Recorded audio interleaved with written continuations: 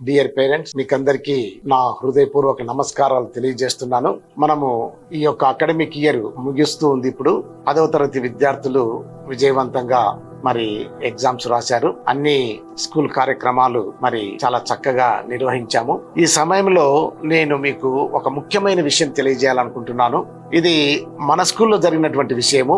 మన విద్యార్థి ఒకరు 10వ తరగతి చదివే విద్యార్థి సాంస్క్రిట్ ఎగ్జామినేషన్ అయిన తర్వాత మరి తీవ్రమైన తలనొప్పితో ఇంటి దగ్గర స్పృహ తప్పి పడిపోవడము, తర్వాత తల్లిదండ్రులు ఆ పిల్లవాడిని మెడికవర్ హాస్పిటల్లో చేర్పించడము. అక్కడ మరి డాక్టర్లు చెప్పిన విషయం ఏంటంటే, ఈ అబ్బాయికి మొదటి నుంచి ప్రాబ్లం ఉంది, ఆపరేషన్ కొరకు చాలా ఖర్చు అవుతుందని తెలియజేశారు. తర్వాత ఈ విషయం మరి పిల్లవాడిని ఏ విధంగా మనము సపోర్ట్ చేయాలి మన స్కూల్ తరపు నుంచి ఆలోచించినప్పుడు మరి తల్లిదండ్రులకు ఈ విషయాన్ని తెలియజేయడం వల్ల ఒక అద్భుతమైన రీతిలో, నిజంగా చెప్పాలంటే నాకు చాలా ఆశ్చర్యం వేసింది. చాలా అద్భుతంగా తల్లిదండ్రులు మరి రెస్పాండ్ కావడం జరిగింది. ఆ విధంగా చాలా వరకు ఆ పిల్లవాడికి సహాయం చేశాము. ఈ విషయం గురించే మీతో మాట్లాడాలని నేను భావిస్తున్నాను. నిజంగా ఈ విషయం ఎలా జరిగిందని మీకు వివరిస్తాను. 10వ తరగతి చదివే రిషికేష్ అనే అబ్బాయి, 10వ తరగతి చదువుతున్నాడు రిషికేష్ అనే అబ్బాయి. ఆ అబ్బాయి మొదటగా తెలుగు పరీక్ష చాలా చక్కగా బాగా రాశాడు. తర్వాత హిందీ పరీక్ష కూడా చాలా చక్కగా బాగా రాశాడు. ఇంగ్లీష్ పరీక్ష కూడా చక్కగా రాసి సాంస్క్రిట్ పరీక్ష అయిపోయిన తరువాత ఆ అబ్బాయికి చాలా తీవ్రమైనటువంటి తలనొప్పి రావడం జరిగింది. ఆ విషయాన్ని ఇంట్లో తల్లిదండ్రులకు చెప్పడం జరిగింది. మరి తల్లిదండ్రులు అంత తీవ్రమైన తలనొప్పి వచ్చినందువల్ల మరి హాస్పిటల్కు తీసుకుని వెళ్ళాలనుకున్నారు. ఇంతలోనే ఆ అబ్బాయి తీవ్రమైన తలనొప్పితో స్పృహ తప్పిపోవడం కూడా జరిగింది. చాలా బాధ కలిగించే విషయము. తల్లిదండ్రులకు ఏం చేయాలో దిక్కు తోచడం లేదు. ఆయన పేరు వెంకట నాగయ్య, తల్లి పరిమళ. ఆ వెంకట నాగయ్య గారు రిపోర్టర్గా పనిచేస్తున్నారు. కానీ చాలని మరి ఇన్కమ్తోనే ఆయన ఫ్యామిలీని నడిపిస్తున్నాడు. అతను వెంటనే తన కుమారుణ్ణి ఇంకొకరి సహాయంతో మోటార్ సైకిల్ మీద మరి మెడికవర్ హాస్పిటల్లో, మన కర్నూలులో ఉన్నటువంటి మెడికవర్ హాస్పిటల్లో అడ్మిట్ చేయించాడు. అయితే ఇక్కడ ఇంకొక విషయం ఏంటంటే, పిల్లవాడిని తీసుకుని పోయేటప్పుడు పిల్లవాడు స్పృహలో లేడు. మరి తండ్రి బైక్ నడుపుతున్నాడు, పిల్లవాడిని పట్టుకొని ఇంకొక ఆయన కూర్చున్నాడు వెనకల.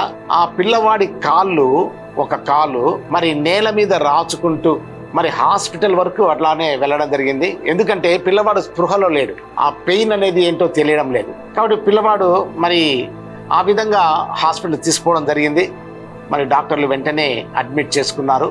తర్వాత నెక్స్ట్ డే మరి మ్యాథ్స్ టీచర్ నరహరిని పిలుచుకొని నేను హాస్పిటల్కి వెళ్ళి అక్కడ డాక్టర్ను కలిశాను. వాళ్ళు డాక్టర్స్ ఏం చెప్పారంటే, ఆ బాబుకు ఇది మొదటి నుంచి ఉన్నటువంటి ప్రాబ్లము. ఆ బ్రెయిన్లో ట్యూమర్ లాగా ఉండి అది బ్లాస్ట్ అయింది. దానివల్ల రక్తం అంతా ఆ బ్రెయిన్ చుట్టూ ఆవరించింది, లీక్ అయింది అక్కడ. కాబట్టి మొదటగా మేము ఈ లీకేజ్ని స్టాప్ చేయాలని మేము అనుకుంటున్నాము. ఈ లీకేజ్ స్టాప్ చేసిన తర్వాత పిల్లవాడు రికవరీ అయిన తర్వాత మరలా ఇంకొక ఆపరేషన్ చేయాలనుకుంటున్నాము. ఆ ఆపరేషన్కు చాలా ఖర్చు అవుతుందని తెలియజేశారు. వాళ్ళ నాన్న దగ్గర అంత ఆర్థిక స్తోమత లేదు. నిజంగా పిల్లవాడికి మొదటి నుంచి కూడా ఈ ప్రాబ్లం ఉందని తెలియజేసినాడు. ఆ తలనొప్పి రావడము, ఆ జలుబు చేయడము. డాక్టర్స్ కూడా ఏం చెప్పారంటే, చాలా అరుదుగా ఇటువంటి ప్రాబ్లము వస్తుంది, మనము ముందుగానే వాళ్ళు మరి పరీక్ష చేయించుకొని ఉంటే ఆ పిల్లవాడికి ఎంతో మేలు జరిగి ఉండేది. మరి అలా తల్లిదండ్రులు కేర్ తీసుకోలేకపోయారని కూడా అక్కడ డాక్టర్స్ మాకు తెలియజేయడం జరిగింది. అయితే ఫస్ట్ ఇది మైనర్ ఆపరేషన్ చేస్తున్నామండి. ఈ మైనర్ ఆపరేషన్ తర్వాత పిల్లవాడు కోలుకున్న విధానాన్ని చూసి తర్వాత మళ్ళీ మేజర్ ఆపరేషన్ చేయవలసి ఉంటుంది. దానికి చాలా ఖర్చు అవుతుందని తెలియజేశారు. మరి ఏ విధంగా పిల్లవాడికి సహాయం చేయాలో మాకు కూడా అర్థం కావడం లేదు. వెంటనే ఒక ఆలోచన ఏంటంటే, తల్లిదండ్రులకు అందరికీ ఈ విషయాన్ని తెలియజేస్తూ స్కూల్లో ఉన్నటువంటి క్లాస్ గ్రూప్లో పిల్లవాడి విషయం తెలియజేస్తూ మనం అందరి తల్లిదండ్రులు ఆర్థిక సహాయం చేయమని కోరినట్లయితే తల్లిదండ్రులు కొద్దిగా సహాయం చేస్తారు. దానివల్ల మనము ఆ పిల్లవాడి తల్లిదండ్రులకు మరి హాస్పిటల్ ఖర్చుల నిమిత్తం ఇవ్వచ్చని మేము అనుకున్నాము అని సర్క్యులర్ పంపించాము. నిజంగా నేనైతే మహా అయితే 1 లక్ష రూపాయలు రావచ్చేమో, అంతకంటే ఎక్కువ రావేమో అని అనుకున్నాను. కానీ అద్భుతమైన రీతిలో మొదటి రోజే 1,68,000. నిజంగా చెప్పాలంటే నాకు చాలా తల్లిదండ్రులు స్పందించిన తీరు చాలా ఆనందాన్ని ఆశ్చర్యాన్ని కలగజేసింది. 1,68,000 మొదటి రోజునే తల్లిదండ్రులు మరి ఆ పిల్లవాడి వైద్య సహాయ నిమిత్తము పంపించడం జరిగింది. తర్వాత మిగతా 2 రోజులలో మేమైతే పేపర్కు న్యూస్ ఇచ్చేసాం. ఏమని ఇచ్చామంటే 2,10,000 తల్లిదండ్రులు ఆర్థిక సహాయం అందించారు అని. మరి పేపర్ కూడా ఎందుకంటే 1,68,000 అంటే బహుశా 2 లక్షలు, 2,10,000, 20 రావచ్చు. మనం 2,10,000 చెప్దామని మేము 2,10,000 ఆర్థిక సహాయం చేసినట్లుగా మరి పేపర్ వాళ్ళకి తెలియజేశాము. పేపర్ వాళ్ళందరూ కూడా అదే విధంగా ఇచ్చారు. అయితే మిగతా 2 రోజుల్లో ఊహించని విధంగా తల్లిదండ్రులు అద్భుతంగా మరి సహాయం చేశారండి. నిజంగా ఎంత చెప్పినా కూడా తక్కువే. టోటల్గా 4,22,000 ఆ పిల్లవాడి వైద్య సహాయ నిమిత్తము తల్లిదండ్రులు ఇవ్వడం జరిగింది. నిజంగా ఈ మాట అనుకుంటుంటేనే నాకు చాలా తల్లిదండ్రులను చూసి చాలా గ్రేట్గా గర్వంగా ఫీల్ అవుతున్నాను. ఇంత అద్భుతంగా తల్లిదండ్రులు మరి రెస్పాండ్ కావడం జరిగింది.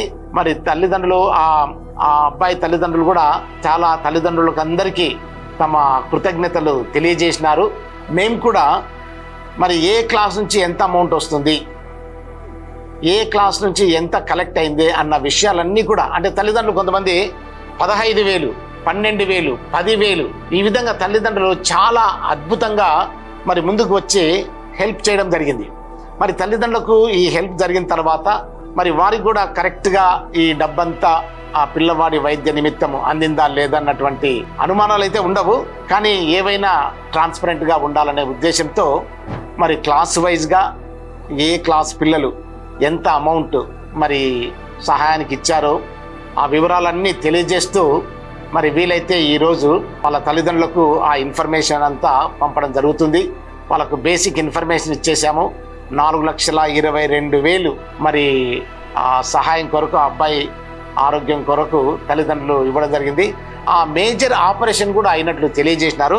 ఆ అబ్బాయి కొద్దిగా బాగానే కోలుకుంటున్నాడు. నిజంగా తల్లిదండ్రులందరి బ్లెస్సింగ్స్ మరి వాళ్ళ విష్ వల్ల, వాళ్ళు కోరుకోవటం వల్ల, వాళ్ళ ప్రార్థనల వల్ల మరి పిల్లవాడు చక్కగా కోలుకుంటున్నాడు. నిజంగా మీకందరికీ నేను మరి ఒకసారి ధన్యవాదాలు తెలియజేస్తున్నాను.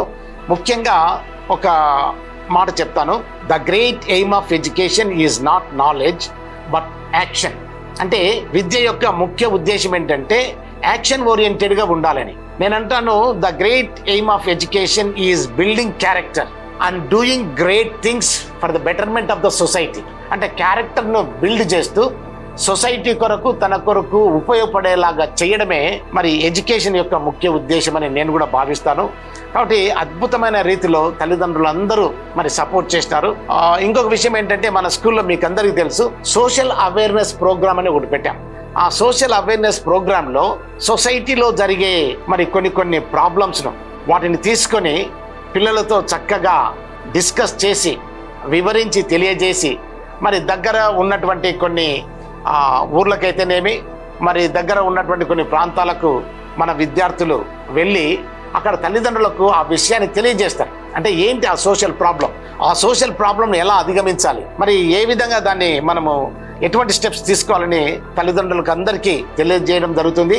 నిజంగా సోషల్ అవేర్నెస్ ప్రోగ్రామ్ అనేది అద్భుతమైన రీతిలో ప్రాక్టికల్గా మీరు తల్లిదండ్రులైన మీరు మరి విద్యార్థులు మరి ఈ ఒక్క పిల్లవాడికి ఈ ఒక ప్రాబ్లం వచ్చినప్పుడు, ఆరోగ్య సమస్య ఏర్పడినప్పుడు మరి 4,22,000 డొనేట్ చేసి ఈ సోషల్ అవేర్నెస్ ప్రోగ్రామ్ను మేము ఇంట్రడ్యూస్ చేయడం అనేది ఎంత అద్భుతమైన విషయమో మీరు తెలియజేసినందుకు కూడా మీకు చాలా థ్యాంక్స్ చెప్తున్నానండి.